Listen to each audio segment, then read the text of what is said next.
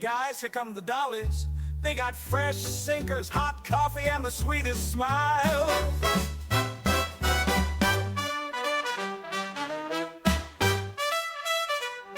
Welcome back to the Clubmobile, everybody. We are so happy to have you. Hi, everyone. Welcome back.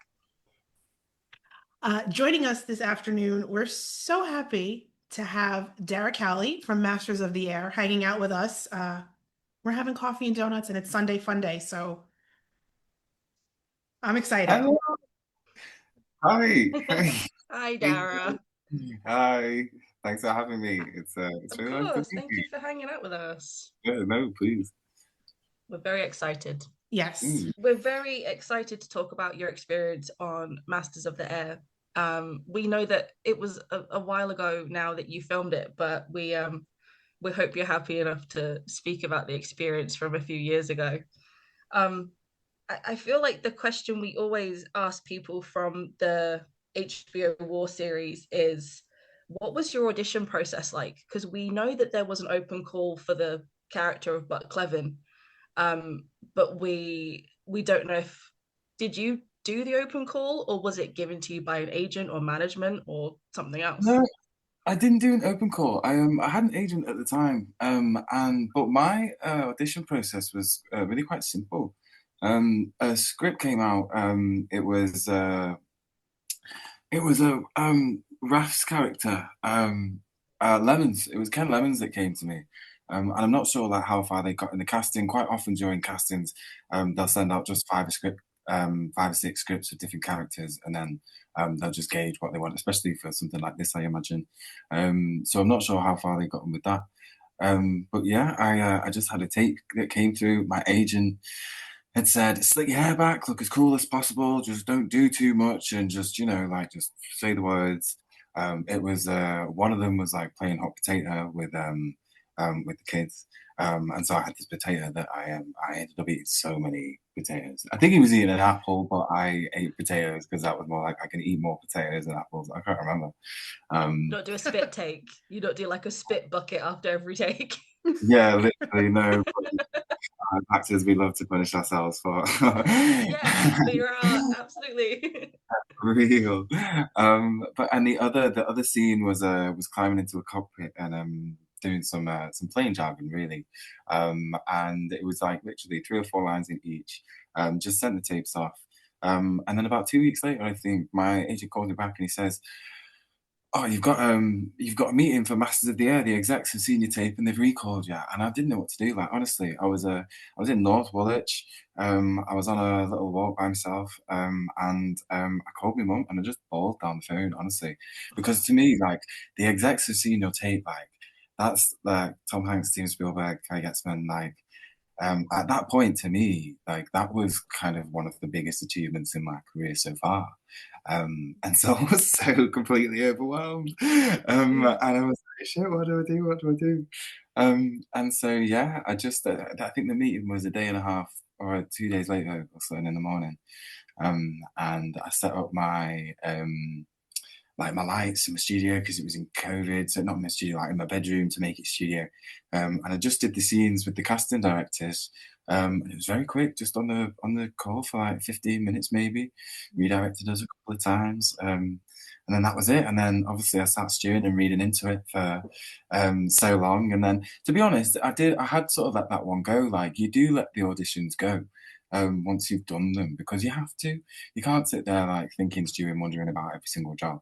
And then I think it was like 3 months later, and it was on March.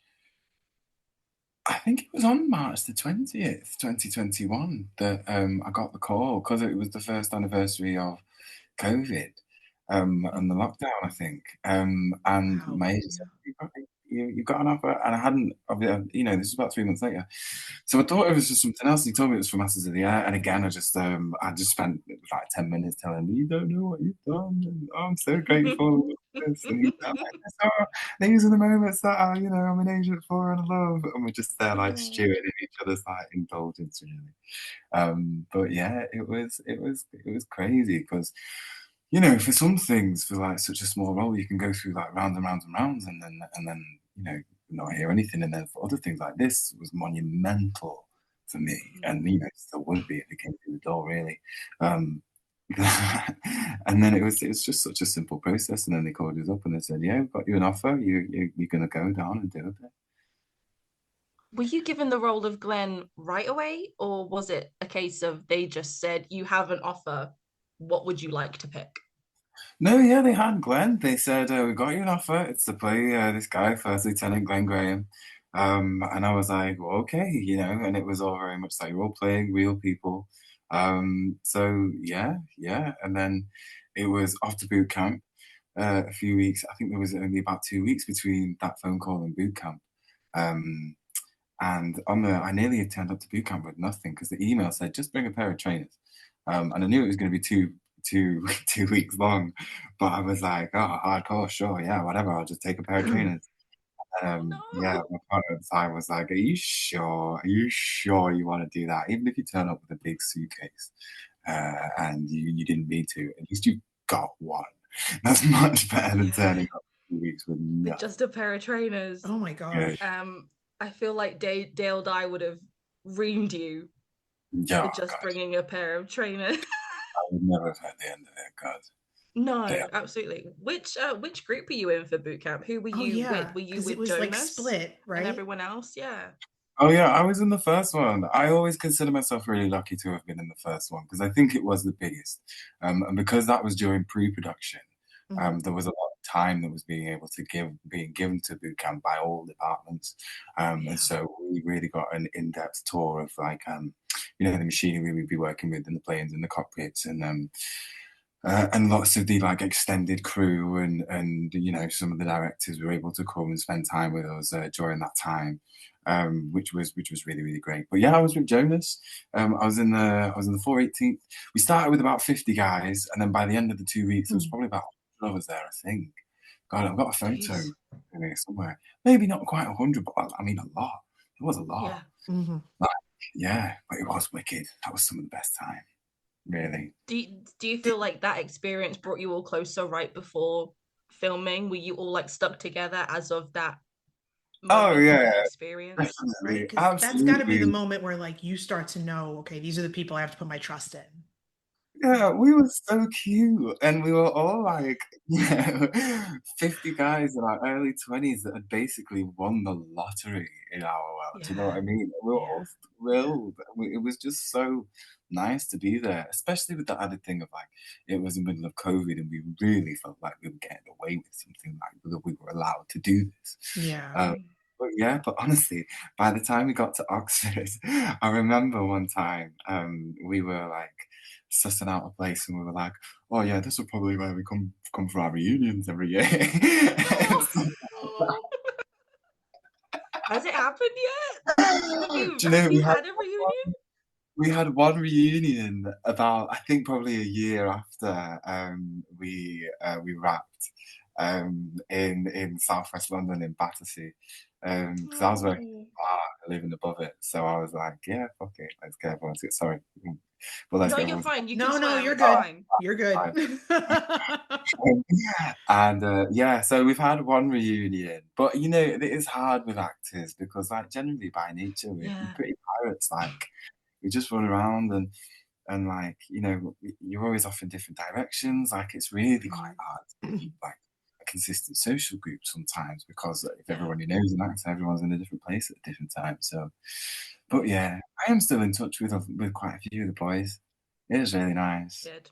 It was really special what That's we got good. to do together. Yeah. So yeah. That's amazing. What was your research process like for for Glenn? Because obviously, and we kind of always go back to Band of Brothers, which seems to be like, you know, The everything kind pinnacle. of trickles down from Yeah. Band. Back when they did Band, a lot of the veterans were still alive. So they Yeah. had kind of firsthand moments with these men that they were portraying. Obviously, now we're 25 years later, there's really not, and it's so sad that there's not so many World War II veterans around. And what was like, were you given any kind of contact to relatives of his, or were you just kind of handed the book Masters of the Air and like, here, read this?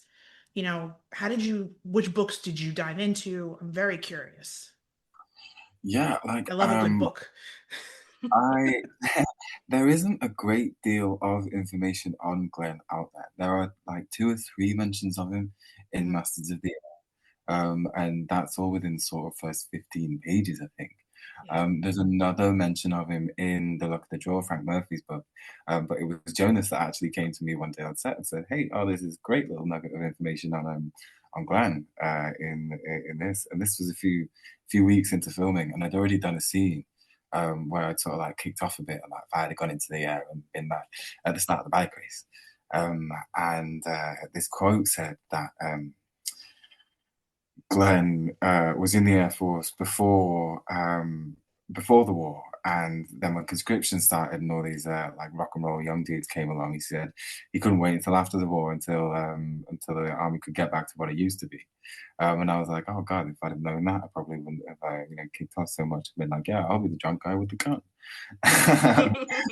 But like then within that, like I know there was some information on the 100th Bomb Group. Like he had a wife, Frances, and two daughters. I knew he jumped out, or his plane was shut down in like 1954, I think. Mm.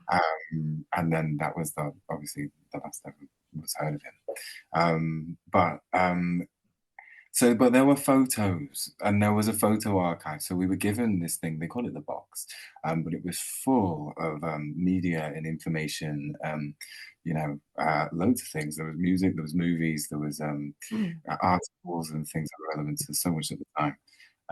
And there was loads of photos of Glenn. And he was just this like, he always has his hand in his pocket. He's always, if he's alone, even well, I mean, he's largely with friends, but even when he's alone, he's got this big old smile on his face, um, and he just like the sun shines out of him a bit. So there was all that to sort of take along with, and that kind of was my whole philosophy on the thing. Was like, yeah, like this is a really nice thing that we're able to do, and a lot of people suffer for us to be able to do it. So let's all just make the sun shine out of it whilst we can. A bit. Mm. Yeah. That's something that I noticed, especially in the POW scenes that you filmed, is that while of course everyone looks sad, tired, and hungry, there was always something about Glenn and you as him. There was still that kind of sunshine, even though, Yes. of course, you're portraying this incredibly heavy sadness. There was still something about him that I would say, oh, he's still there. Oh, There thank was you. always something of like, I liked seeing you as him There because was it sort something of, very warm about yes, the portrayal, even, just in the background or with the other guys. There was just always something. He just, you made him look very happy on screen. You yeah, really Oh, did, yeah. thank you in very a really much. sad situation. But How was Yeah. that experience filming the POW scenes? Because of course you had all been with the rest of the group that was the 418th, and then you're split off to do the Yeah. POW stuff. Did that change any dynamics at all between friendships, or were you still Um, connected to the other guys on set? it didn't change any dynamics in terms of friendships, I think. But with the sort of culture of it was that you would be moved around a lot of different people a lot of the time, depending on what your scenes were. So by the time we got to POW, which was probably 6 months in, I think kind of that culture we'd become normalized to. Um, but the pace of the day did change. In the early time when we were doing a lot of the filming at Thorpe Abbotts, there was, there'd be loads and loads and loads and loads and loads of guys, and it was really, really exciting. And especially towards the start, there was a real buzzing feeling around the set, like a real feeling of a party. Like this is an amazing thing that we were getting to do. Everybody was buzzing that we were getting to do what everyone was saying was the new Band of Brothers. And yeah, but it became, I learned a lot. Like I learned a lot more towards the end about like what it means to just do the like normal working day on a set. It was very cold. A lot of what we've been doing earlier on was obviously very glamorous, and then we were all like covered in mud and shooting a lot more early morning and late at night during those times. But it was really nice. POW really like I think a lot of the guys that ended up in POW together, it felt really like a really long school trip, and it was really beautiful. And so we That's really, sweet. really Yeah, like it was. We spent a lot of time just sat around, killing time, chit chatting away in like yeah, odd little corners of Oxfordshire or wherever. Yeah. And Mhm. it was gorgeous. I had such a great time on this show. I'll always like cherish it for that. Like Mm, it was really sweet, and I am sorry that maybe some of the connections aren't as strong as I would have liked them to be. Maybe some years mm, later, it really was gorgeous, and I'll always be grateful for that. yeah. And you Mm. can tell how much everyone really enjoyed being there. Yeah. And I feel like it helped so much that you guys have become such solid, great friends, because you can even see it in the way that you operate in the dummy planes as you're, flying, you're on missions. The communication is excellent. Yeah. Um, I do have a cheeky question. Yeah, go on. Did you did you shoot the scene where you were shot down? And why didn't it make it into the show? Because me and Gabby have said multiple times how much we'd have loved to have seen, because Murph describes it so incredibly well in his book that I feel like there was a missed opportunity. Getting shot. This is the rabbit hole we're down at this particular point is Yeah. anything that we've now read about that we didn't see on screen. I'm like, Yeah, get me the Yeah, got shovel. me. I want to dig. I Yeah. don't think we did. I think I only did about in the end probably six, maybe 5, 6 days tops in the actual cockpit Yeah. Hmm. on the volume. And I don't remember any of it being like that raucous, actually. I can remember all of my stuff being pretty much like, we're taking off. We're in the sky. We're going down. Like, I wasn't in any sort of fighting Yeah. units, right? Right. Yeah. But I remember we see you quite a bit in the Regensburg mission. And I yes, think, Yeah. yeah. which And is, then I think landing into great. Africa as well is the other one. But yeah, it's fun that cockpit. It was hot. God, my God, it was hot. With I mean, everything they on put you as up there and they well. just kind of jostle you around, right? Yeah. It's just like Yeah, this dummy cockpit on like a gimbal, and they I mean, just cool, yeah, shake you guys around like a jar of marbles, I guess, which has yeah, got to pretty be much. exhausting. It was quite fun. They were these. I remember when I was a kid, there used to be these like roller coaster simulators like on the beach or Yes, I loved those. and it was kind of like being in that for ages. And it was really Oh really god. good. Yeah, That's there like was my one. worst nightmare. They used to make me nauseous. So Oh that's now no, I know I'm good. Thanks. it was Don't want it. it was good. It was hot. A lot of the guys got really uncomfortable, but like Mm. I was just having such a good time the whole time on that set that like nothing could really bother me. I was like, oh, Nothing. It's no, fine. I'm just here and I'm in a show it that's being done by was Hanks and Spielberg. Nothing can Right? touch me. literally I love that Nobody, though. nothing wrong, nothing can go wrong. I'm having the time of my life. Is yeah. there a scene that was filmed that you wish they'd have kept in, or was it everything you did was put in? Oh, do you know? Yeah, of course.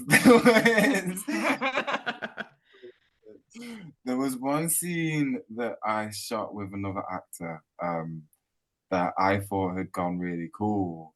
Um, and I think I'd just gone a bit far off the scent of what good acting was. Yeah, uh, yeah. Another actor a little bit later was a bit like, I don't think they'll use that, bro. And I was like, oh, why? And they was like, it kind of wasn't what he was saying. You kind of just bulldozed your way through that bit. And I was like, oh shit. So maybe that is Mm, on. That's a bit of a shame. But yeah. there was quite a lot of fun bits. Like we were dancing for days. We were dancing for so long. Um, yeah, there's only in there like a teeny tiny bit, and that was loads of fun. That was loads of fun. But Um, you're getting it though. There's a specific bit, as you just said, that I can see in my head Yes. where you're doing this. You're in it. You really You're fully getting immersed it. yourself in the fact that that it was was 1943. I think that was my first days of filming, and like I come from a bit of a theatre background. I do come from a theatre background, really. And so when they were like, "Can any of you fellas dance?" I was like, "Shit, yeah!" I was like, "I can fucking dance." Let me And in. Yeah, so we got in. They had obviously professional dancers, and they were unbelievable. And it was just so much fun. And it was a big sweaty room, and there was this huge big band, and it was just wicked. It was a real raucous time. So yeah, I maybe for think me, it's such a shame that it was only a tiny bit of that. I wanted way more of that yeah, because I know yeah, that you rehearsed for it really hard too, and I know that that took a lot of work just for like a 2 second yeah, we bit, did. And it was so hot. My God, all those moving bodies, Jesus. especially I, during COVID as well, because you're not meant to be that oh my God, close, and when then there's the the camera stopped, we had to put our masks back on. And I was like, yeah, ah for real, for real. Oh, Oh my goodness. No, there was one time where I can't say too much about it, but we were shooting a big long tracking shot, and like it's a very stressful day, and we go back to ones, we go for another take, they do it, and they're like, check the gate, which means great, looks good. Let's mhm. everything moved in the way we wanted to. Let's have a look at it, see what it goes. And then they're all watching the video, and then you just hear someone shout, "That kid's wearing a mask!" And it's like, oh no, someone's forgotten to take their mask off Who in was the it? shot. Oh no, I can't say. I can't say. I could say. Well, I won't. I was thinking along the lines of Ben, Adam, Elliot, or David. mm. That's Yeah, that's where I was going. all strong contenders. Did the show change you as an actor and or as a person? Did it Right. change anything about the way that you work or the way that you prepare or the way that you now choose jobs that are offered to you? Yeah, definitely, absolutely, definitely. I learned a lot on that job. I learned a lot after that job, especially having like seen it done and then sort of seeing the process of how it goes about, how it gets made, what happens when it comes out. I the main thing I learned on the job is to try and not treat every day like it's the best day of your life because eventually that just becomes really annoying. Yeah. I didn't become aware of that, I think, soon enough. And I think maybe that got on a few people's nerves by the end. I would have But enjoyed it because I'm a very negative person. So I would have yeah, liked the pizzazz of the day to be like, yes, nice. Well, Yeah, thanks. right. I think that's something that you and I, Winnie, especially try to work on is that yeah, you got to find the bright spot in you your can find the day. good in the day. Like, Yeah. Mm, I consider the pod to be my bright spot because I just, have one of those pesky 9 to 5s and it's not my thing. It's not what makes me Yeah. happy. This is. So I look for the bright Yeah. spot, you mm, know. See, that wouldn't have annoyed me, truly. No, I don't think it would have annoyed Maybe me either. I would have maybe like been people are like, just boring, I would Darragh. have been like, you're really fun. Let's hang out. I'm glad. And a lot of Exactly. people were. I did. You guys are so kind to me. Jeez. Best friends forever. Yeah. Um, but no, yeah, absolutely. I learned a lot from a lot of the like the more accomplished actors, I guess. Mhm. Some of them my tapes at times, and there was one time I sat down with one of the top numbers really, and he basically told me all about my tapes and was like, "You're doing this, this, and this. This is what this is, and this is how this comes across." And I was like, "Oh, thanks, man. Great." Yeah, I think a lot of my practice changed over that time. There was actually during that time I rang up my agent and because I had a tape through and I'd gone through it with Callum. And I rang up my agent and I was like, I've kind of got the impression that maybe everything I've ever sent you has been a bit rubbish. And my agent was like, well, in a way. And I was like, oh God, I was absolutely gutted. Yeah, I mean that's its own. Savage. But, like, yeah, it was savage. But like, maybe needed to hear it to be honest. And yeah, so really changed all my practice in the way that I approach tapes and casting and Mhm. everything. Even the way that I approach like day to day on set, I just thought like, it was my first big thing where it was Mhm. consistent. When it's Yeah. consistent, you can kind of see the nuances in it and see how it all comes together properly rather than when you just visit these sets for half a day or whatever. But Yeah. yeah, loads. Controversially, I will say, not necessarily learning my lines to the extent that I used to, because I used to like, I know that sounds so like wishy-washy and waffy and like Oh. half truth. But honest to God, like I probably used to learn to death really, but if they're fresher in my in my mind, if I feel like I'm half forgetting the line, it feels fresh and it feels like it Yeah. comes out. But then that's maybe a personal thing, and I Hmm. wouldn't recommend it to anybody. And obviously, don't turn up to set without your lines on it, Jesus. Um, but yeah, yeah, so Yeah. lots. I fully agree with that because I know that in a previous life, I also was in performing arts. Mm. So having someone learn their lines to death, it loses the feeling and it loses the thing that you're going for. I had so many people around me that would sit and annotate and be buried in it. And by the time you get to do it and rehearse and then the real thing, you know what they're going to do. It's so predictable. You know Mm. where their hands are going to move, you know where their body's going to be. It's never like a fresh thing. So I think the half learning it, I don't see that as a bad thing. I think Oh, it It keeps almost things like it comes fresh. off more natural. Like this is just Yeah, naturally who he is as a character, and it's not yeah, forced. mm. yeah. Yeah. But Do you have a don't go favorite by me. memory? I don't have a background in performing arts. You can just agree with us. It's I Yeah, fine. yeah. do. I do. I do. I watch a lot of movies if that counts for anything. It That counts does, for everything. truly. You know, Oh my gosh. Was there a moment where you were reading in the books that you were like, "Oh, I really hope this makes it to to the script. This is something that I want to film or I want to see it on screen," that didn't, or that really you read it and you were like, "Holy shit. Like this is what they were doing up in this guy. Holy shit." Because that's kind of the Winnie and I say it all the time when we're reading, like we read Lucky's book and we read Murphy's book, you get to these certain points and Bremen and Munster specifically where you're like, what the fuck? Like that Yeah, how did they really even? happened. That really Yeah. happened. And people really lived through that. And then you don't see all of it on screen. So you're like trying to piece it together visually with the words on the page. And I'm like, did you find a moment where you were like, yeah, I want to see this. I want to see this on screen. do you know what? No, not really. Not nothing massively, but the books, I mean, there's so much in them, I guess. Mhm. But yeah, there was never really a moment for me during my research there. But we saw so many different versions of the scripts come through. Right. Um, as it was being developed, different storylines coming in and out, that there was really no telling what was going to be there and what was not. Mhm. Um, but no, I never really had a big euphoric clan where I was like, oh, I want this to be, Yeah. this. Yeah, it was also kind of rock and roll.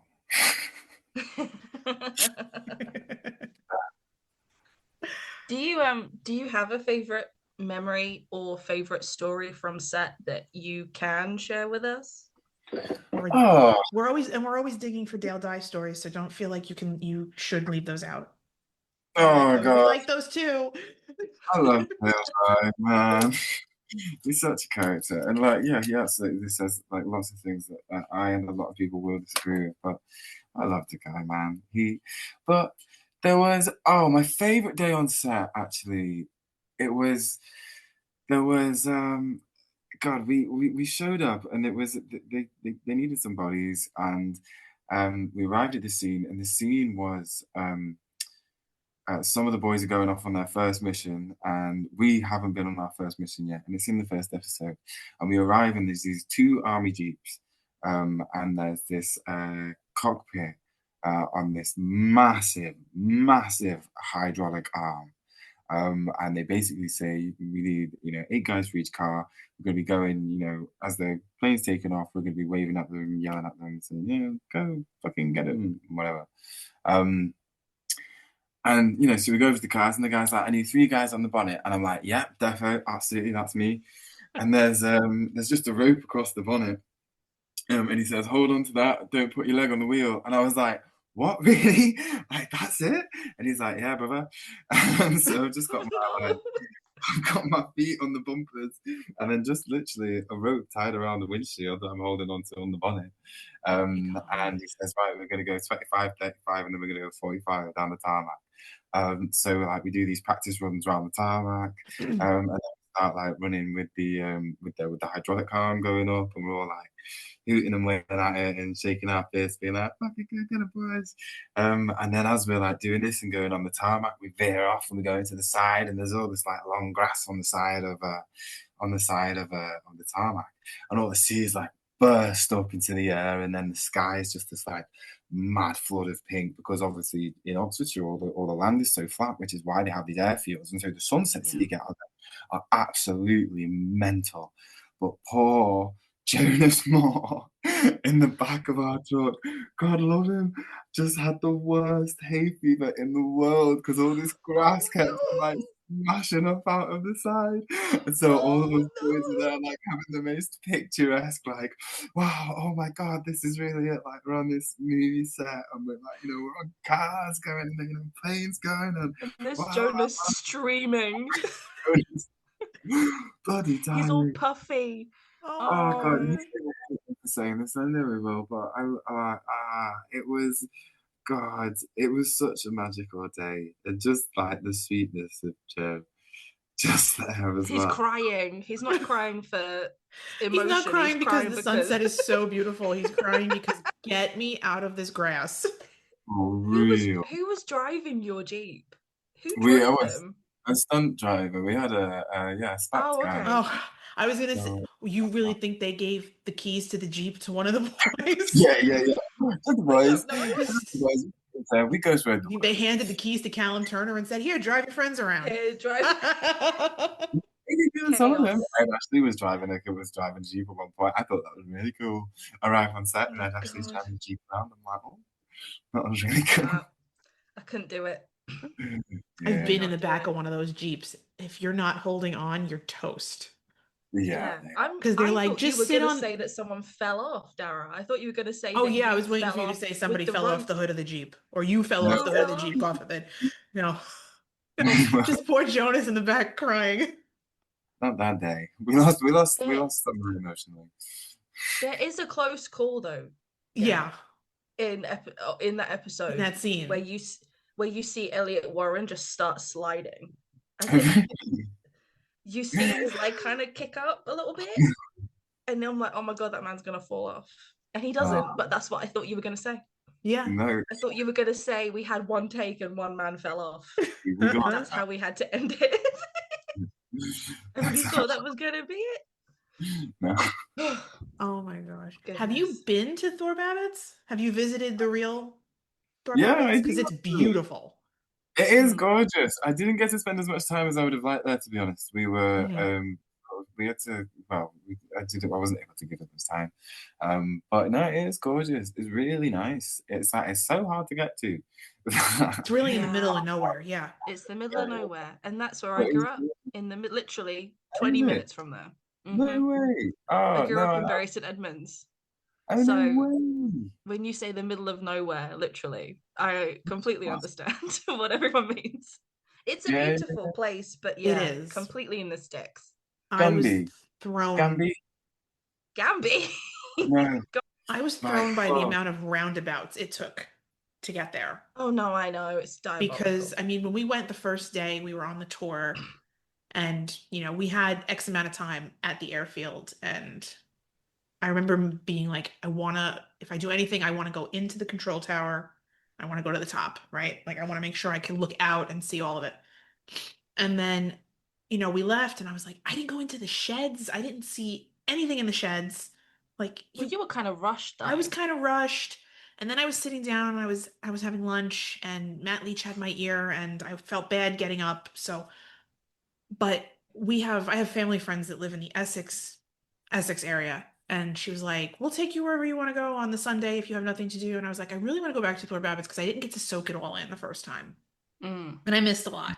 And it was very quiet when I went back. And I'm telling, when I say like, people don't believe me. The feeling of like what actually happened and on that airfield, it hits you so hard that you can almost kind of picture it in front of you. And there's just so much stuff. You really got to take your time and and soak it all in. But no, I was completely thrown by the amount of roundabouts it took to get there and how nauseous I was by the time I got out of the car, because we don't have that many roundabouts in New York. It's everything's a highway, everything's an avenue, and it's just a straight shot over here.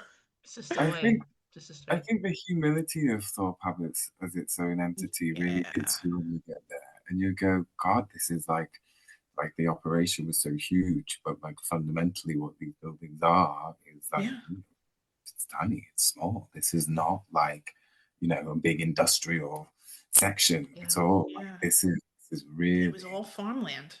Like they Yeah. just smack threw it up in the middle of farmland, and I guess you put it into perspective that it was one bomb group with 4 squadrons. There was thousands of people constantly coming and going, and it blows my mind just how much action went on there.